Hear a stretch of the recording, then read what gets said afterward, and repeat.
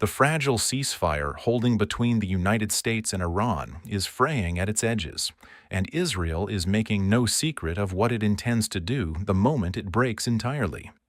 In a statement that has sent shockwaves through diplomatic circles across the Middle East and beyond, Israeli Defense Minister Yisrael Katz announced on April 26th that Israel is actively preparing for a third military confrontation with Iran. And this time, he warned, the strikes will be more devastating, more targeted, and more consequential than anything that has come before. Israel is waiting for one thing: the green light from Washington. Israel's warning: Iranian leaders in the crosshairs. The Israeli Defense Minister's statement was explicit in a way that few official military communications ever are.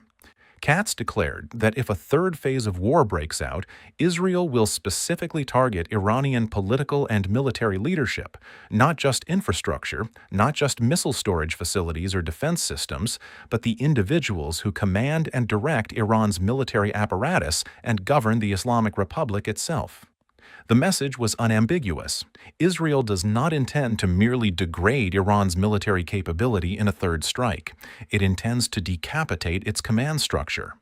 Katz stated that senior Iranian generals and political leaders must face the direct consequences of the conflict they have sustained, and that Israel will not give Iran's leadership the opportunity to continue directing the country's war effort from positions of safety. He described the intended impact of a third strike as pushing Iran into a period of darkness so profound that recovery would be measured not in months but in years, if it comes at all. The defense minister was careful to note that Israel is not acting unilaterally. It is waiting for authorization from the United States, a condition that reflects both the operational reality of a joint U.S.-Israeli campaign and the political reality that Washington retains ultimate authority over the timing and scope of any resumed military action against Iran. But Katz made equally clear that Israel's readiness is not in question. Israeli Air Force commanders have been ordered to conduct full safety reviews of all fighter jets designated for strike missions, checking airworthiness, re-equipping, and refueling in preparation for deployment. Israel's military machine is not standing down. It is standing by. What the previous campaign achieved and what it did not. To understand the stakes of a potential third strike, it is essential to understand what the first 40 days of the U.S.-Israeli military campaign against Iran actually accomplished, and where it fell short. Israel announced that its Air Force, operating in coordination with American forces, intercepted approximately 10,000 Iranian missiles during the campaign and struck more than 100 targets across Iranian territory.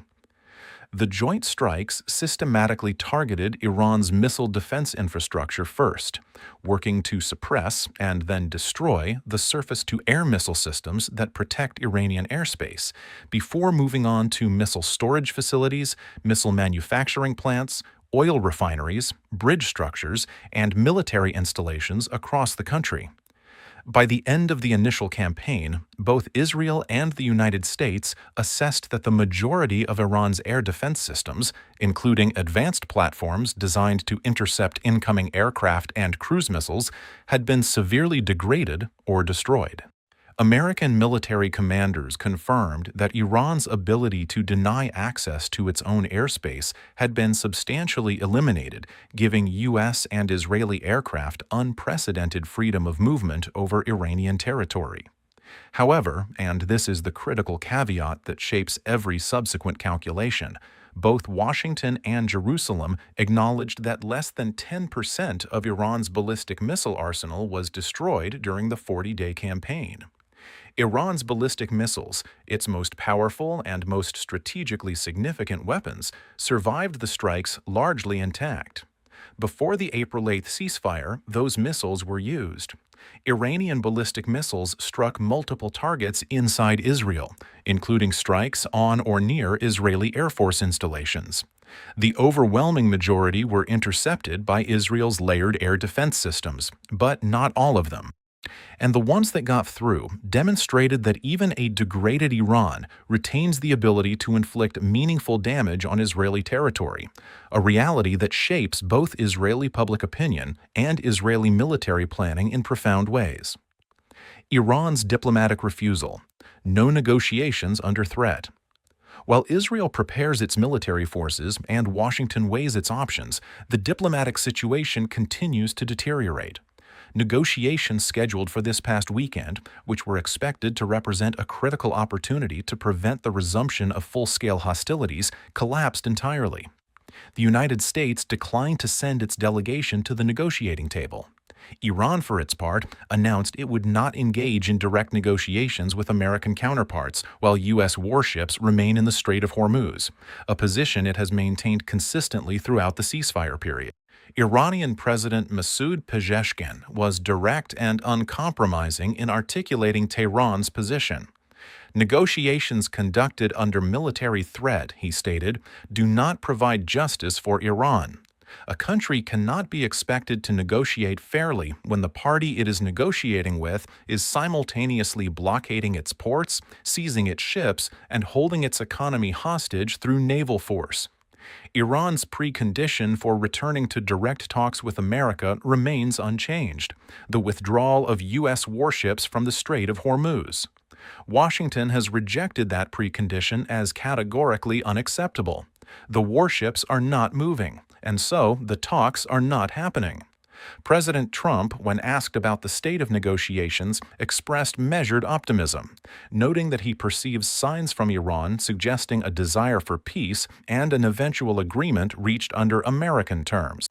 He stated that he does not foresee a new war with Iran in the immediate near term, pointing to what he characterized as Iranian signals of willingness to ultimately accept a deal. But he also made clear that any agreement will be concluded entirely on terms that benefit the United States, and that American patience, while considerable, is not unlimited. The American conditions: complete capitulation or continued pressure. The terms that the United States is demanding of Iran as the price of a negotiated settlement are comprehensive, and Tehran has characterized them collectively as a demand for national surrender. Washington is requiring Iran to halt its uranium enrichment program entirely, ending any pathway to nuclear weapons capability. It is requiring Iran to abandon the development of long-range ballistic missiles. It is requiring Iran to cease all material support for proxy forces across the Middle East, including Hezbollah in Lebanon, the Houthis in Yemen, Hamas in Palestine, and armed militias operating in Iraq. And it is requiring Iran to open the Strait of Hormuz unconditionally to international shipping. Israel's demands go further still. The Israeli government, led by Prime Minister Benjamin Netanyahu, has made clear that it views the goal not simply as a constrained Iran, but as a fundamentally transformed Iran. Netanyahu has publicly expressed his belief that the current crisis represents an historic opportunity for the Iranian people to rise up and overthrow the Islamic Republic entirely, and has called on Iranians to seize that opportunity now rather than allow the regime additional time to recover and reconsolidate its position. He stated explicitly that the time for the people to revolt is now, not later. Iran's response to these demands has been equally categorical. Tehran has not only rejected the American conditions, it has added demands of its own. Iranian officials have stated that before any agreement with the United States can be reached, Washington must acknowledge responsibility for what Iran characterizes as a war of aggression against a sovereign nation, and must pay damages for the destruction inflicted on Iranian infrastructure, military installations, and civilian facilities during the 40-day campaign. Iran has characterized the American military action as an illegal act of aggression under international law, and insists that legal and financial accountability must be part of any settlement framework. Trump dismissed the demand for war damages immediately and without equivocation, stating that his mission has been accomplished, that the United States has not acted wrongly, and that Iran, through the Revolutionary Guard's seizure of the Strait of Hormuz and its attacks on international shipping, is the party that bears responsibility for the conflict. He characterized Iran's blockade of the strait as an act of piracy and terrorism, and stated that America's presence in the Gulf will continue until Iran accepts the terms necessary to genuinely end the conflict. The piracy accusation and Iran's counter-accusation. One of the most striking features of the current standoff is the mutual accusation of piracy that now defines the public rhetoric of both sides. The United States, through Trump, through the Defense Secretary, and through military commanders, has repeatedly characterized Iran's seizure of commercial vessels in the Strait of Hormuz as state-sponsored piracy. Iran, the argument goes, has no legal right to board, seize, or fire upon ships transiting an internationally recognized waterway, regardless of what flag those ships fly or what cargo they carry. Iran has responded with the mirror image of that accusation, characterizing America's seizure of Iranian oil tankers in the Indian Ocean, its blockade of Iranian ports, and its interception of Iranian commercial shipping as the most literal form of piracy imaginable. If Iran seizing third-party vessels in the strait is piracy, Iran argues, then the United States seizing Iranian vessels in international waters is equally and obviously piracy, conducted by the world's most powerful navy against a country it has no legal authority to blockade. Both accusations contain elements of legal merit, and both reflect the fundamental reality of this conflict, that the rules governing the use of force at sea, the rights of belligerents to interdict commercial shipping, and the boundaries of sovereign maritime authority are being tested and contested in real time, with no neutral arbiter capable of rendering a binding judgment. Iran's ballistic missile deterrent, the card still in Tehran's hand, despite the extensive degradation of Iran's conventional military capability over the past 40 days, the destruction of its naval fleet, the suppression of its air defense networks, the strikes on its missile manufacturing infrastructure, Iran retains one card that neither the United States nor Israel has been able to eliminate: its ballistic missiles. Military experts assessing the current balance of capabilities have been consistent on this point. Iran's ballistic missile arsenal, the weapons that pose the most direct existential threat to Israeli territory, survived the initial campaign in overwhelming proportion. Less than 10% were destroyed. The remaining 90+% remain operational, dispersed, and ready to fire from hardened and deeply buried launch facilities that have proven resistant to the precision strikes conducted so far. Those missiles reached Israeli territory during the conflict.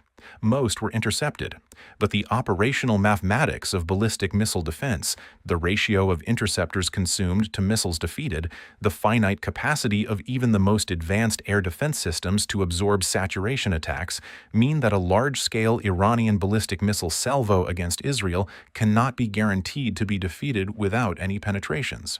It is this reality that has prevented Israel from pursuing the most aggressive possible military options against Iran, and it is this reality that gives Tehran its most important remaining source of deterrence. Experts watching the situation in the Strait of Hormuz assess that if negotiations continue to fail and military tensions escalate further, particularly if a third Israeli strike is authorized and executed, the likelihood of Iran employing its ballistic missile arsenal in a sustained and large-scale attack on Israeli territory increases significantly. The consequences of such a scenario for Israel, for American forces in the region, for global energy markets, and for the broader Middle East are almost impossible to overstate. The path to a third war. The architecture of a third phase of military conflict between the United States, Israel, and Iran is at this moment clearly visible to anyone paying close attention. Israel's military is prepared and awaiting authorization. Its defense minister has publicly described what the third strike will look like: more aggressive, more targeted at leadership, more decisive in its intended impact. Its prime minister has articulated the political goal: not simply a constrained Iran, but a transformed or overthrown Iran. The United States is deploying a third aircraft carrier strike group to the region. It is maintaining and tightening its naval blockade of Iranian shipping. It is rejecting Iranian preconditions for negotiations, and it is, according to Iranian state television, maintaining emergency strike plans targeting Iranian air defenses, ready to execute if the ceasefire collapses. Iran is mining the approaches to the Strait of Hormuz. It is threatening to attack American warships in the Mediterranean. It is refusing to negotiate under military pressure.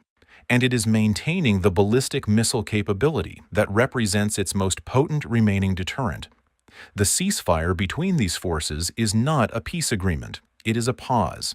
And every development of the past week, the collapsed talks in Pakistan, the Israeli Defense Minister's declaration, the naval buildup, the mutual accusations of piracy, the refusal of both sides to move from their stated positions, suggests that the pause may be ending. What comes next, whether it is a diplomatic breakthrough engineered at the last possible moment, or a third and more devastating round of strikes that pushes the Middle East toward a conflict with consequences the world has not yet fully imagined, will be determined in the coming days. The Israeli Air Force is checking its jets, the American carriers are in position, and Tehran is waiting, holding its ballistic missiles in reserve, calculating its options, and watching to see whether the green light that Israel is waiting for will be given.